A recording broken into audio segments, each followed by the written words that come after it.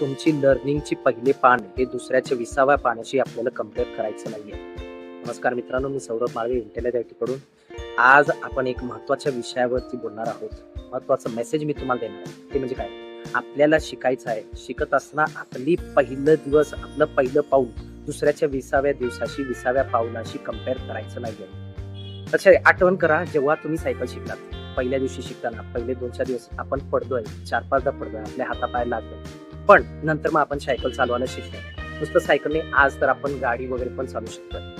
महत्वाचा संदेश हा आहे की ही प्रेरणा लक्षात घ्या, ही टप्प्याटप्प्यात गोष्टी वाढणार आहे. पहिल्या दिवशी केलेली लगेच आपल्याला फळ मिळणार. आपण एखाद्याला मिळणारा फळ पाहतो, पण त्याच्या पाठीमागची त्याची मेहनत असते ती आपण बघतो. तर स्वतःला इतरांशी कंपेअर करू नका, स्वतःला स्वतःशी कंपेअर करा. मी काल काय होतो, मी आज काय आहे आणि मी उद्या काय असणार, हे आपल्याला कंपॅरिझन करायचं आहे. लक्षात घ्या, आपली कॉम्पिटिशन, आपलं कंपॅरिझन स्वतःसोबत आहे. तर मला कमेंटमध्ये नक्की सांगा तुम्हाला ही माझी पोस्ट कशी वाटली. तुमच्या मित्रमैत्रिणींशी शेअर करा. धन्यवाद.